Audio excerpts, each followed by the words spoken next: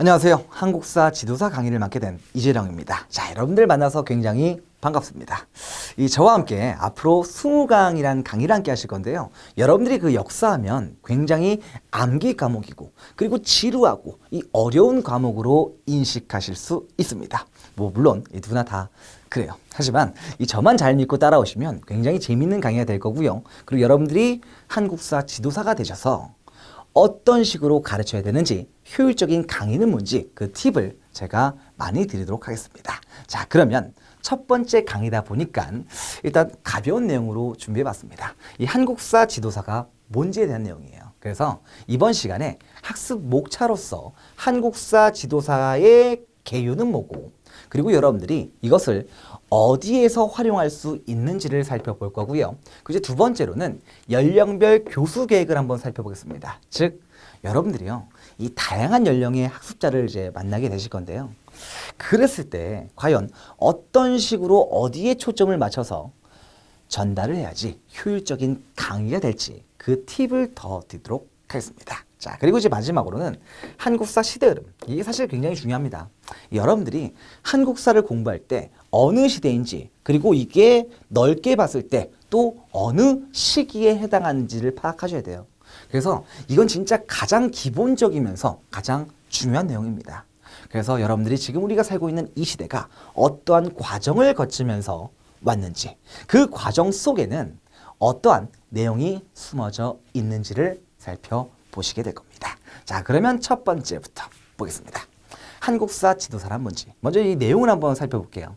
한국사 지도를 통하여 학습자로 하여금 한국 역사 인지 및 한국 역사 흐름에 대한 이 지도를 주도합니다. 그리고 종합적으로 다양한 대상의 학습자에게 한국 역사 지도 및 상담을 전문적으로 수행한다. 즉, 단순히 이 한국 역사 지도하는 것뿐만 아니라 이 상담도 가능하다는 얘기입니다. 그러면 이제 이 역사를 알면 사실 상담하는 것도 굉장히 좋아요. 왜 그러냐? 우리가 옛날 사람들의 이야기잖아요. 그러면 이 이야기를 통해서 얻을 수 있는 게 있습니다. 뭡니까? 바로 교훈을 얻을 수 있어요. 그래서 이 교훈을 통해서 앞으로 이런 식으로 나아가야 된다. 이런 식으로 살기보다는 이런 식으로 사는 게 더 좋지 않을까라는 그 궁금증을 해결하실 수 있을 겁니다. 자, 그러면 여러분들이 한국사 지도사가 되셔서 어디에서 활용하실 수 있는지 한번 살펴볼게요. 첫 번째로 이 문화센터 및 구청에서 그 활용을 하실 수 있습니다. 즉, 지금 이 정부 주도로요, 이 역사 교육이 굉장히 활성화됐어요. 그래서 문화센터라든지 이 구청의 다양한 이 역사 관련 강좌가 개설이 되어 있습니다. 그래서 여기서 활용을 하실 수 있고요. 두 번째는 이제 학원 강사라든지 그리고 이제 한국사의 전문 강사로 활약을 하실 수도 있습니다. 그래서 여러 가지 이 유적지에 대한 해설이라든지 그리고 이 학원에서 다양한 학습자들 대상으로 이 한국사에 대해서 중요한 이야기 그리고 이 재미있는 이야기를 덧붙여서 강의를 하신다면 굉장히 좋은 강사 또는 이 선생님이 되지 않을까, 제가 이렇게 추측을 해봅니다. 자, 그리고 이제 방과후 강사도 가능한데요. 이 방과후도요, 굉장히 많아졌습니다. 그래서 지금 방과후 개설 강좌 중에 한국사가 없는 그 학교는 없습니다.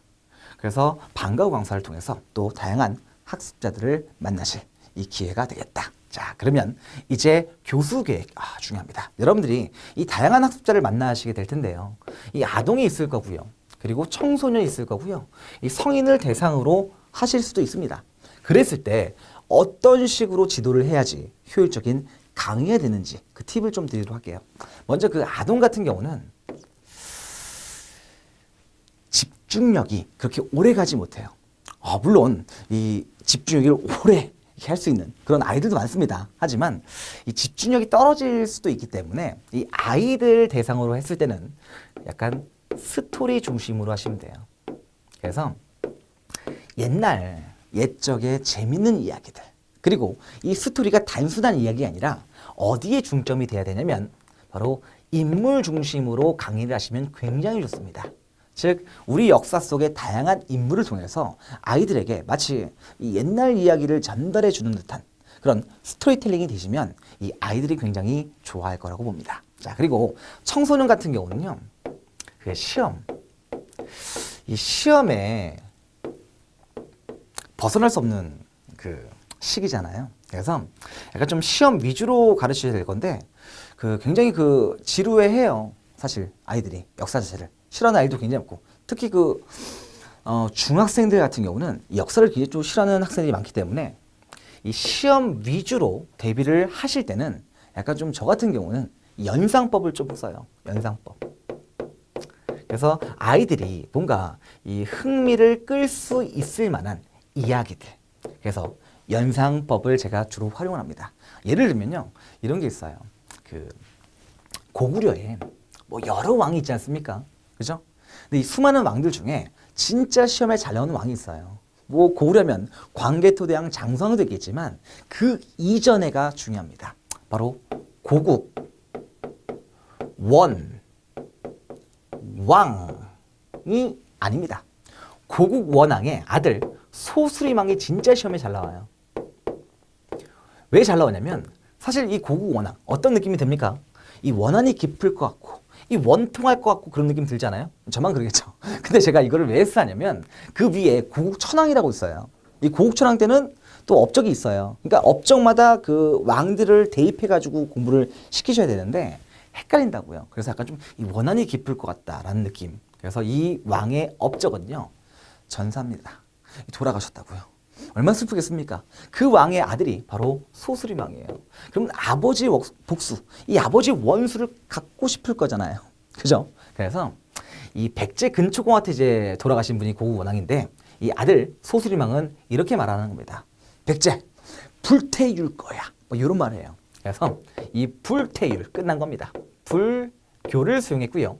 태학을 설립했고요. 그리고 율령을 반포했구나.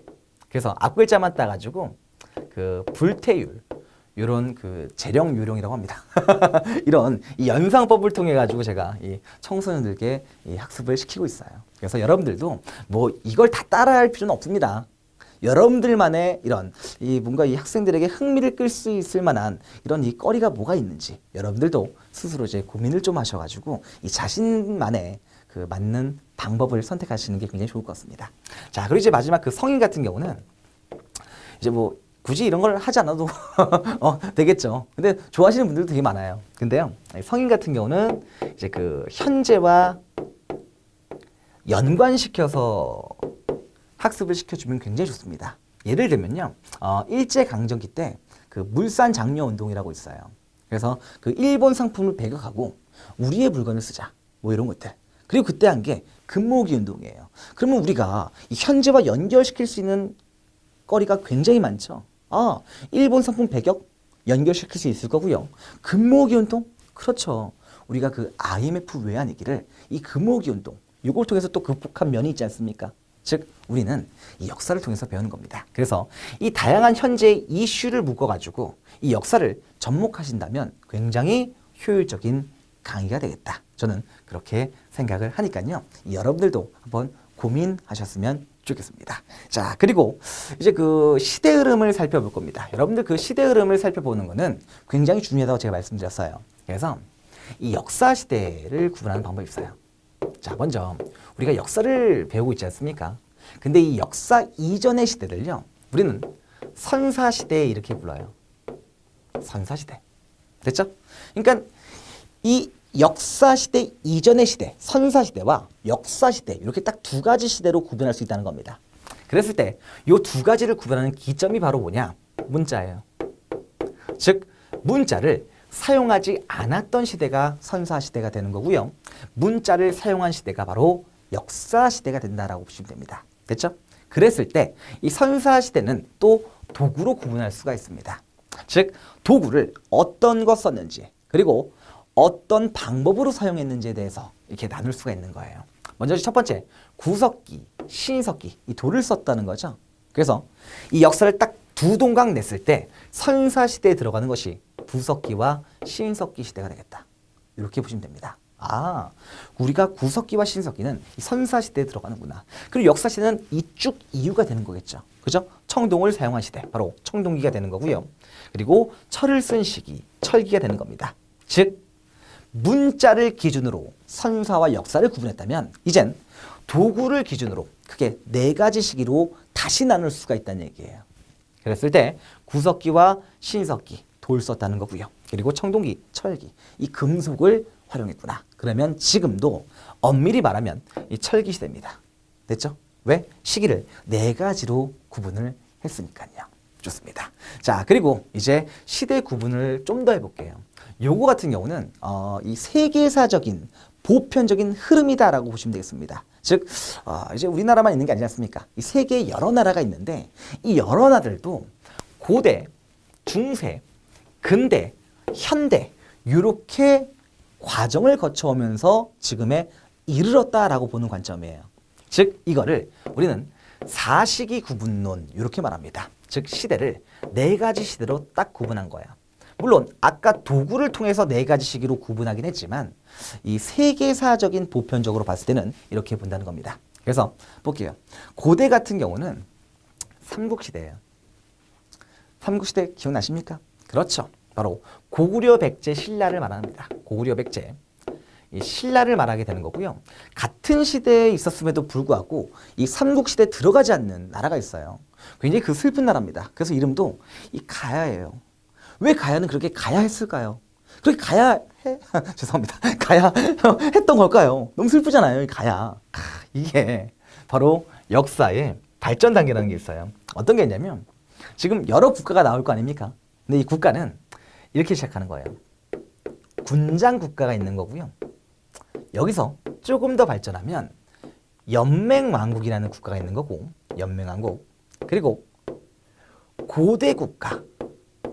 이렇게 구분할 수 있는 겁니다. 국가의 발전 단계를요. 일단 이 군장 국가 같은 경우는 자, 군장들이 자신의 지역을 독자적으로 다스리는 거예요. 됐습니까? 그리고 여기서 한 단계 발전하면 연맹왕국이 되는 건데, 자, 군장들이 자신의 지역을 독자적으로 다스리지만 나라를 대표하는 왕이 있는 겁니다. 됐죠? 그러면 우리 한번 생각해 볼게요. 일단 이 군장 국가 같은 경우는 왕이 없고요. 연맹왕국은 왕이 있었어요. 하지만 왕권이 세겠습니까? 약했겠습니까? 당연히 왕권은 미약할 수밖에 없는 겁니다. 왜요? 군장들이 자신의 지역을 독자적으로 다스리고 있기 때문에. 됐습니까? 그랬을 때, 즉 군장국과 연맹왕국의 히어로는 왕입니까? 아닙니다. 누구예요?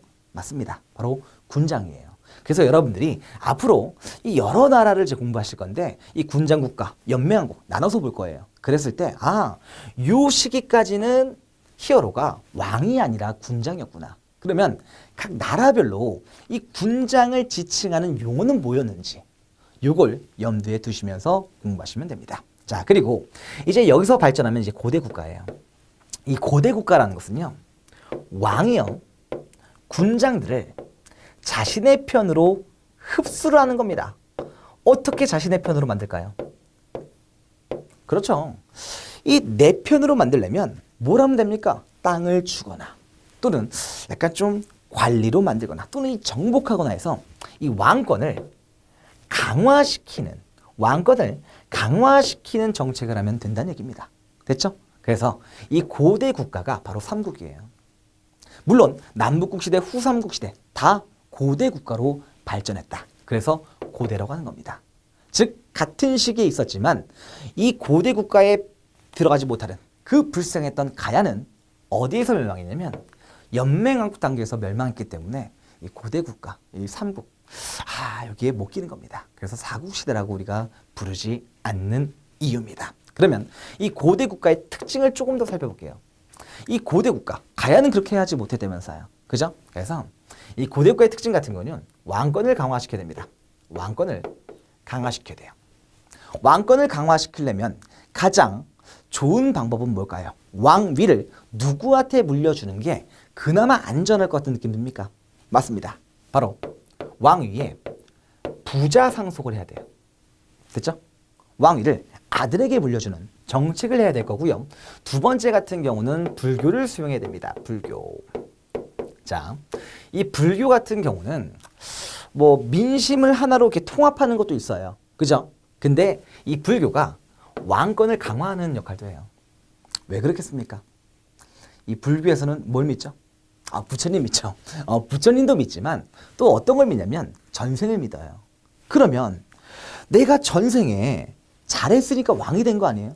그죠? 내게 전생에 잘 못했으니까 이 노예가 된 거 아니에요.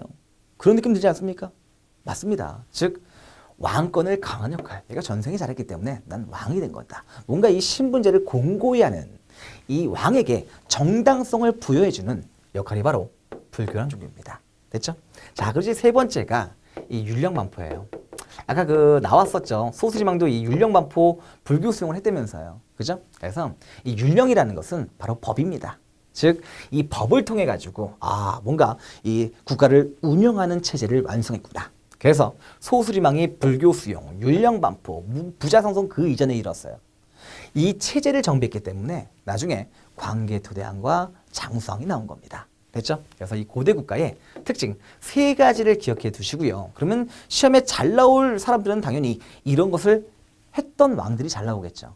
오케이? 자, 그리고 이제 남북국 시대를 한번 볼게요. 남북국 시대 같은 경우는 이 삼국시대 가장 꼴찌였던 고려백제 신라 중에 신라죠. 그죠? 이 신라가 통일합니다. 그러면서 이 남쪽에는 신라가 만들어지게 되는 거고 북쪽에는 고구려 유민 출신이었던 대조영이 발해를 건국했어요. 그래서 이 시대를 우리는 남쪽과 북쪽에 국가가 있다. 그래서 남북국 시대 이렇게 불렀다는 얘기입니다. 사실 이 발해를요 우리 역사로 인식하기 시작했던 시점은 그렇게 오래되지 않았습니다. 예전에는요 이 남북국 시대를 통일신라 시대 이렇게 불렀어요. 왜 그랬냐면 이 발해의 그 주민 대부분이 말갈족이었거든요. 그래서 이민족이란 말이에요. 그래서 야 이거 우리 역사 아닌 것 같은데 라면서 약간 소외시켰지만 나중에 우리가 앞으로 배울 겁니다. 즉 조선 후기 유득공이라는 사람이요 이 발해 내가 공부해봤는데 야 이거 우리 역사야. 내가 진짜 하나 다 조사하면서 봤는데 이거 우리 역사인데 왜 통일신라 시대라고 부르냐.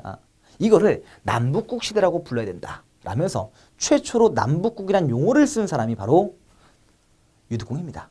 그죠? 그러면 여기서의 키워드는 뭐겠습니까? 남북국 시대. 발해가 어떻게 고구려를 개수했는지, 그죠? 어떻게 우리 역사로 인식되는지 그기가 굉장히 그 키워드가 되는 겁니다. 그죠? 자, 그리고 후삼국 시대, 이 발해 멸망하고요. 이 신라가 굉장히 그 파워가 약해져요. 그러면서 그 틈을 타가지고 지방 세력가들이 성장하는데 걔네들을 호족이라고 부릅니다. 이 호족들이 성장을 해서 나라를 세워요. 그 나라가 바로 후백제. 누굽니까? 견훤이라는 사람이 세운 후백제가 되는 거고요. 그리고 굉장히 유명한 사람이 있죠. 후고구려. 누구예요? 신라 왕족 출신이었던 궁예가 후고구려를 세우면서 신라 후백제 후고구려. 이 후삼국 시대가 시작이 됐다. 여기까지가 딱 고대에 들어간다라고 보시면 돼요. 됐죠? 자, 그리고 이제 이 후삼국의 그 후고구려에 있었던 왕건이라는 사람이 후고구려를 무너뜨리고 이제 고려란 나라를 세우게 됩니다. 이 고려가요 무려 500년이에요. 그래서 이 고려 왕조 500년, 조선 왕조 500년인데 1000년이잖아요. 그래서 이 고려는 중세가 맞아요. 근데 이 조선 전체를 이 중세로 보기에는 약간 좀 애매한 거죠. 그렇기 때문에 우리는 중세와 근대의 사이에 있다라고 해서 근세라는 용어를 따로 만든 거예요. 우리만요. 즉 세계사적인 보편적인 이 역사 법칙은 내식인데 우리는 중간에 이제 근세라는 용어를 하나 더 썼다라고 보시면 됩니다. 그래서 요거를 뭐 사용하셔도 되고요. 사용 안 하셔도 됩니다. 됐죠? 자, 그래서 자, 근대를 한번 살펴볼게요. 이 근대는 왜 이름이 근대냐면 현대와 가깝다. 가까울 근자거든요. 그래서 이 근대가 되는 겁니다. 그럼 이 근대는 특징이 있어요. 특징. 그죠? 고대처럼. 이 근대의 특징은 뭐냐면 정치적으로는 바로 민주주의가 돼야 돼요. 민주주의. 그리고 경제적으로는 자본주의가 바로 근대입니다. 그리고 사회적으로는 평등사회예요. 지금 이 시기가 개항 이후라 그랬죠. 개항 이후는 아마 들어보셨을 겁니다. 개항 이후는 어디를 말하냐면 바로 이 강화도 조약을 말하는 거예요. 우리가 이 강화도에서 일본과 조약을 체결하는데 이게 최초의 근대적 조약이었습니다. 그러면서 항구를 열었다라고 해서 이제 개항이 되는 건데요. 이러면서 그 어마어마한 이 서양 문명이라든지 문물이라든지 이런 것들이 막 들어오는 거예요. 그래서 요 시기를 우리는 근대라고 봅니다. 근데 지금 뭐 미리 말씀드리면 사실 우리는 조선 지금 이게 후기 시기가 되는 거거든요. 그때 자본주의로 나아가고 있었습니다. 그리고 평등사회로 나아가고 있었어요. 하지만 엄밀히 말씀드리면 민주주의는 가지 못했습니다. 오히려 그 왕권을 더 강화시키는 정책, 약간 좀 시대 흐름에 역행하는 정책을 또 하고 있었던 시대가 바로 이 시대예요.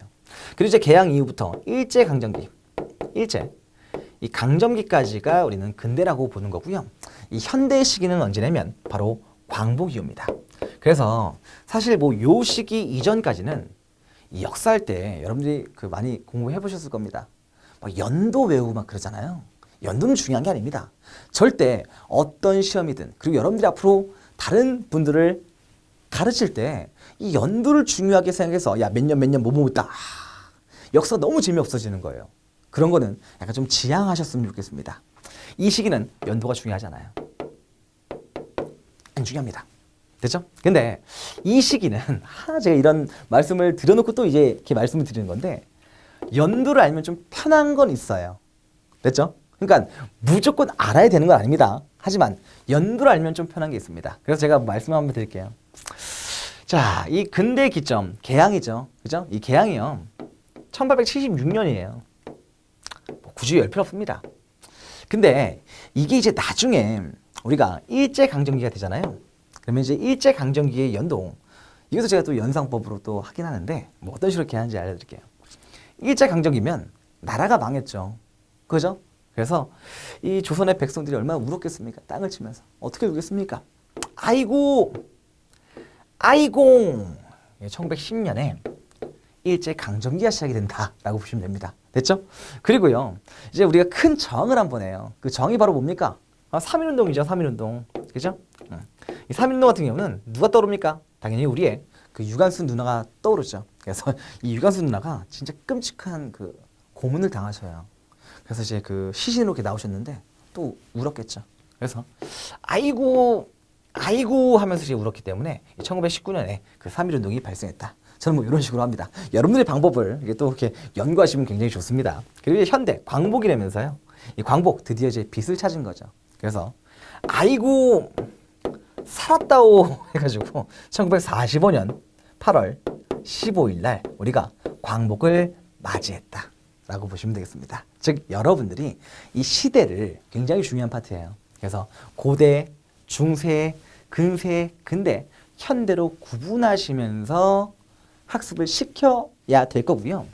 그리고 특히 그 왕들 많이 나오는 파트, 뭐 삼국이나 남북국이나 후삼국이나 뭐 이런 파트는 이 흐름을 딱 정리하셔가지고 왜 이런 것을 할 수밖에 없었는지, 이 왕들이요. 그죠? 그래서 딱 정하셔서 여러분들이 학습을 시켜주시면 될 겁니다. 뭐 너무 걱정하실 필요 없습니다. 제가 이제 수업 시간에 다 하나하나 이 팁을 꺼내드리도록 할 거예요. 그리고 고려 같은 경우는 왕을 굳이 알 필요 없습니다. 왕보다는 지배 세력의 변천이 어땠는지, 뭐 지배 세력이 누구였다가 누구로 바뀌게 되고 누구로 또 바뀌었는지 이 내용을 함께 살펴보시면 굉장히 효율적인 강의가 될 거라고 제가 감히 자신하겠습니다. 자, 그래서 이제 이번 시간에 그 개요 및 활용 요거 한번 살펴봤습니다. 한국사 지도사에 대해서 살펴봤었고요. 그리고 진로 및 전망에 대해서 한번 살펴봤죠. 그래서 그 여러분들 그 한국사 이 지도사가 되시면 이 다양한 그 장소에서 또는 뭐 여러 가지 단체에서 이 활약을 하실 수 있을 거라고 제가 말씀드렸고요. 연령별 교수 계획 어떤 건지 기억나십니까? 그렇죠. 일단 뭐 그 아동한테는 이 스토리텔링 위주, 누구 중심이요? 인물 중심으로 하시면 굉장히 좋다라고 말씀드렸고요. 그리고 청소년들한테는 이 시험 대비를 또 해야 되니까 이 시험에 관련된 이 다양한 약간 좀 흥미를 유발시킬 수 있는 그런 이 시스템 또는 뭐 거리를 마련해서 여러분들 스스로 한번 고민해 보시라고 제가 말씀드렸습니다. 그리고 이제 성인 같은 경우는 현대에 와가지고 뭔가 이 사건과 연결시켜서 이 역사를 설명하면 굉장히 좋다라고 말씀을 드렸고요. 그리고 마지막 시대 흐름 살펴봤습니다. 도구 기억나십니까? 그렇죠. 즉 구석기, 신석기, 청동기, 철기 이 도구에 따라서 4가지 시기로 구분할 수가 있고요. 그리고 세계사의 보편적 흐름 안에서는 어떻게 한다고요? 고대, 중세, 근대, 그리고 현대 이렇게 구분하는데 이 중간에 우리는 근세를 하나 더 넣는다. 이것도 추가적으로 아시면 굉장히 좋을 것 같습니다. 자, 이렇게 해서 이번 시간에 배운 내용은 다 살펴봤습니다. 그래서 이번 시간의 내용은 여기까지입니다. 다음 시간에 뵙겠습니다. 감사합니다.